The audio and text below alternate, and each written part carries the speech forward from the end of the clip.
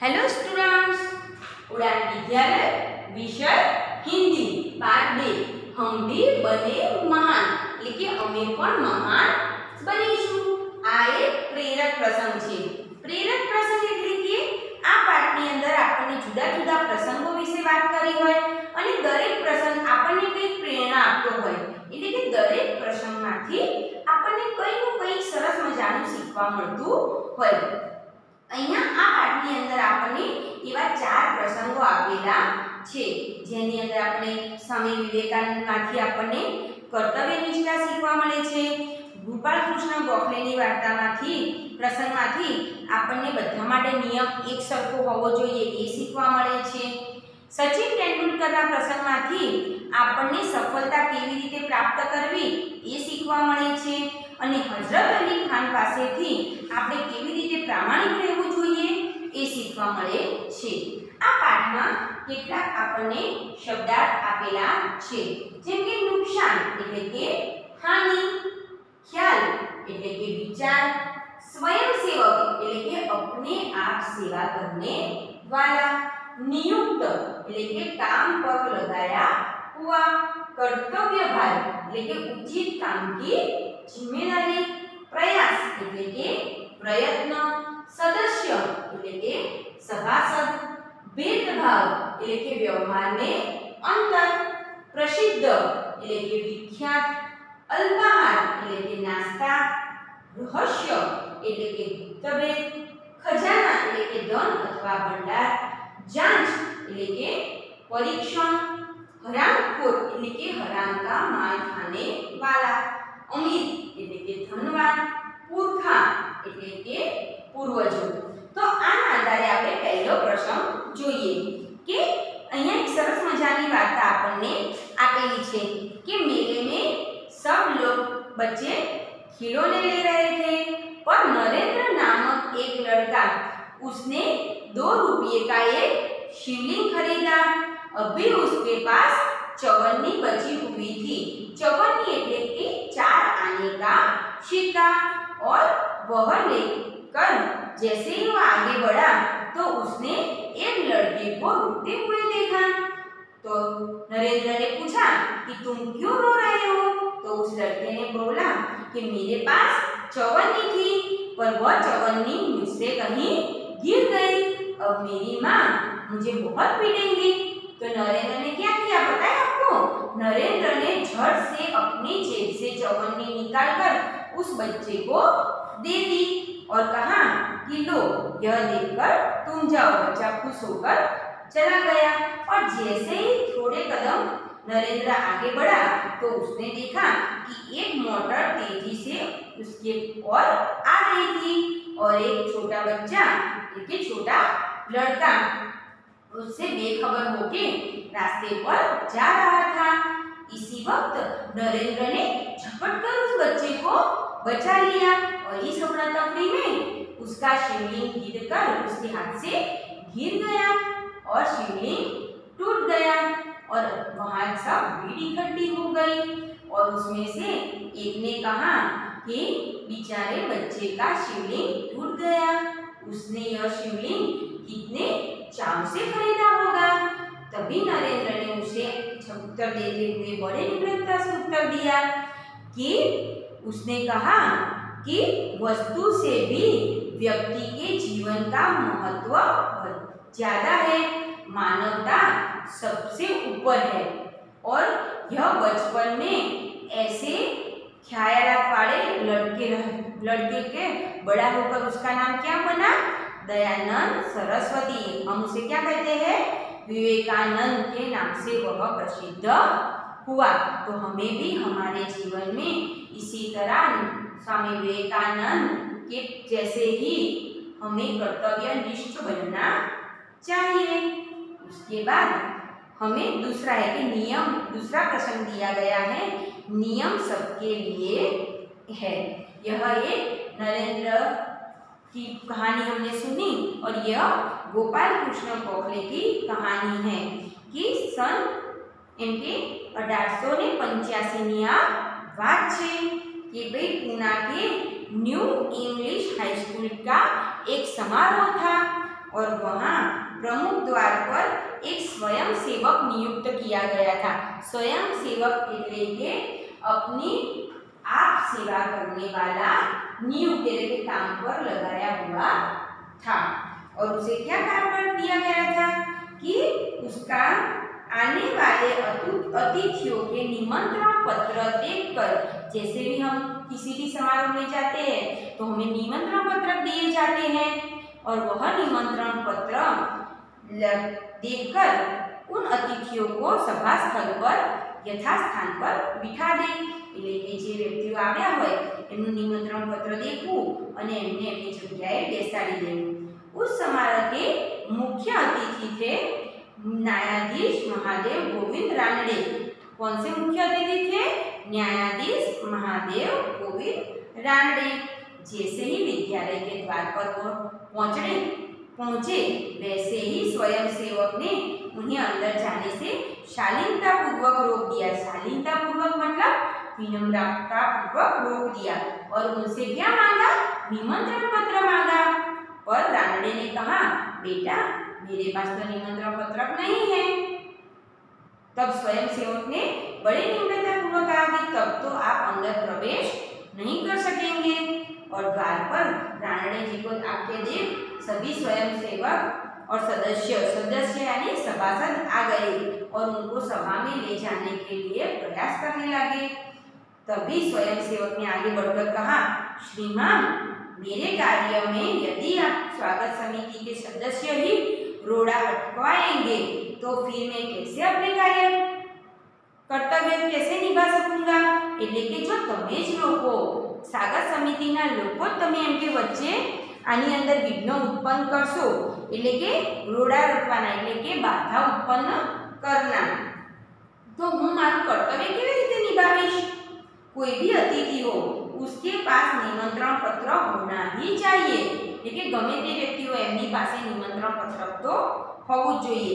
भेदभाव की नीति मुझसे नहीं बढ़ती जाएगी, लेकिन माने भेदभाव करवो नहीं अनुकूल आवे।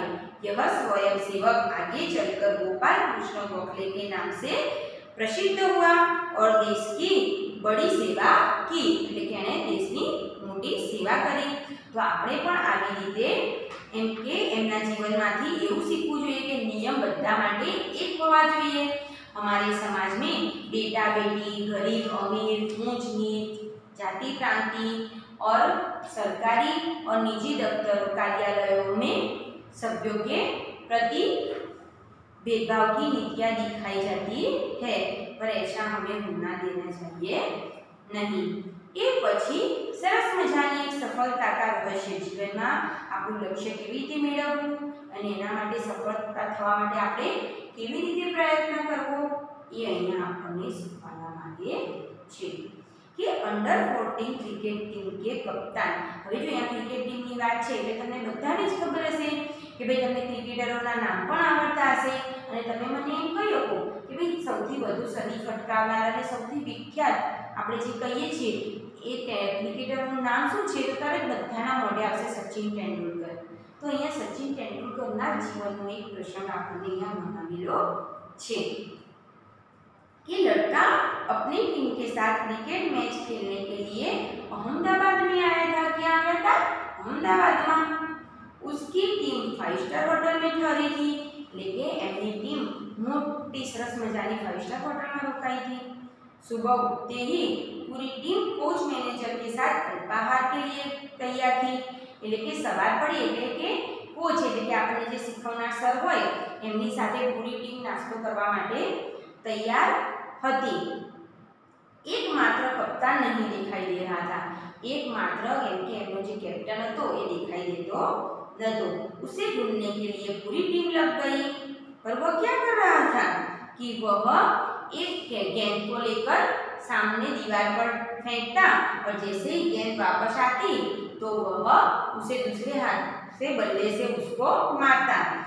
और सभी टीम के सदस्य थे वह टीम में सिलेक्ट होने पर खुश थे, पर यह लड़का पूरी रात प्रैक्टिस करता रहा એટલે કે अभ्यास करता रहा। और यह देखकर उसकी क्रिकेट के प्रति लगाव और उसका अभ्यास देखकर कोच और टीम के सभी खिलाड़ी दंग रह गए। दंग रह गए એટલે કે आश्चर्यचकित हो गए। और वह आगे चलकर इसी लड़के ने क्रिकेट जगत में अद्वितीय सफलता प्राप्त की। लेकिन क्रिकेट जगत में वो मोटी सिद्धि प्राप्त करी। कई विश्व रेकॉर्ड उसके कदम चूमने लगे। એટલે કે ઘણા બધા વિશ્વ રેકોર્ડ હતા એ એમ કે એને પ્રાપ્ત કર્યા। કદમ ચૂમના એટલે કે प्राप्त करना। तभी जब सबने पूछा उसकी सफलता का राज तो उसने कहा, मैं हर मैच 3 बार खेलता हूँ। पहली अभ्यास के रूप में, दूसरी मैदान में और तीसरे मैदान के बाद मूल्यांकन व सुधार की आवश्यकता के रूप में। यह लड़का कोई और नहीं, क्रिकेट की दुनिया में सफलता प्राप्त करने के नित नए कीर्तिमान स्थापित करने वाला हमारा सचिन तेंदुलकर है। कौन હતું ये? सचिन तेंदुलकर, सचिन रमेश तेंदुलकर। तो सफलता प्राप्त करने के लिए कौन सा आधार होना चाहिए? तो एकाग्रता, अविरत अभ्यास, कठोर परिश्रम एवं लगन सफलता के आधार है। આપણે પણ हमारे जीवन में हमें हमारा लक्ष्य पाने के लिए हमें लक्ष्य के प्रति बिल्कुल भी लापरवाही नहीं रखनी चाहिए और हमेशा हमारी सफलता को प्राप्त करने के लिए हमें अभ्यास करते रहना चाहिए। इस प्रसंग से हमें यह सीख मिलती है कि हमें हमेशा अपनी सफलता प्राप्त करने के लिए एकाग्रता, अविरत अभ्यास और कठोर परिश्रम और लगन से हमारे लक्ष्य को प्राप्त करने के लिए हमेशा कार्यरत रहना चाहिए। એ પછી બાળક મિત્રો સરસ મજાનો છેલ્લો એક પ્રસંગ આપણને આપેલો છે હઝરત અલી ખાનનો કે એ ખજાને की जांच करने गए। એટલે કે રાજાનો ખજાનો હોય એટલે કે ધન એની દેખરેખ રાખવા ગયા। काम करते करते अंधेरा हो गया એટલે કે काम करता करता એમને અંધારું થઈ ગયું। उन्होंने मोमबत्ती जलाई એટલે કે એમને मोमबत्ती जलावी। थोड़ी देर बाद सरदार ने निजी काम के लिए उनके पास आए।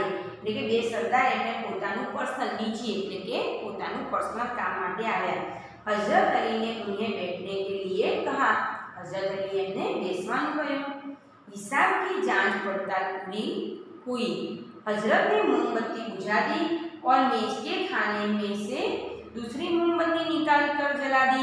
लेकिन જે मोमबत्ती એમને राज्यનું કામ કરતી વખતે સળગાવી હતી એ બંધ કરી અને બીજી કરી। यह देखकर सरदार दंग रह गए એટલે કે आश्चर्यचकित हो गए और उन्होंने पूछा कि दूसरी क्यों जलाई? सरदार नहीं समझ पाए। तभी हजरत अली ने कहा कि मेरे भाई तब मैं राजकाज का काम करता था, इसीलिए राज की मोमबत्ती जला दी थी। अब मैं निजी काम शुरू कर रहा हूँ इसलिए मैंने अपनी मोमबत्ती जला ली, नहीं तो मैं चोर या हरामखोर कहलाऊंगा। हरामखोर એટલે કે हराम का खाने वाला। हर एक आदमी की चोरी और हरामखोरी से बचकर चलना चाहिए। लेकिन એટલો પ્રામાણિક હતો કે જ્યારે રાજ્યનું કામ કરતો હતો ત્યારે રાજ્યની વસ્તુ વાપરી એને અને જ્યારે તે પોતાનું કામ કરતો હતો ત્યારે એણે પોતાની વસ્તુ વાપરી। એટલે કે આના ઉપરથી આપણે શું કહેવા માંગે છે कि हमेशा हमें दूसरों के धन पर लालच रखनी नहीं चाहिए। और देखने में यह बात बहुत छोटी है पर है बड़े महत्व की। अब हम आजाद हो गए हैं। राजकाज का काम तभी अच्छी तरह से चल सकता है जब लोगों में इस तरह की प्रामाणिकता हो। हमारे देश में बहुत भ्रष्टाचार बढ़ रहा है पर हजरत अली खान राज के जैसे सभी लोग प्रामाणिक बन जाए तो हमारे देश से भ्रष्टाचार दूर हो सकता है। और हमारे पुरखों ने कहा है, पुरखों એટલે કે પૂર્વજો कि मां वृद्धः कस्य स्वीदधनम એટલે કે किसी के धन माल की लालसा मत करो। यह मनुष्य के लिए सबसे बड़ी सीख है। तो તમે બાળક મિત્રો આ તમારો પાઠ તમારા પાઠ્યપુસ્તકમાં વાંચજો અને દરેક બાળક મિત્રો આનો અભ્યાસના પ્રશ્નો અને સ્વાધ્યાયના પ્રશ્નો જે આપેલા છે એ તમારે તૈયાર કરવાના રહેશે। આના પછીનો વિડિયો હશે એની અંદર આપણે અભ્યાસ અને સ્વાધ્યાય લઈશું। Bye bye and take care students.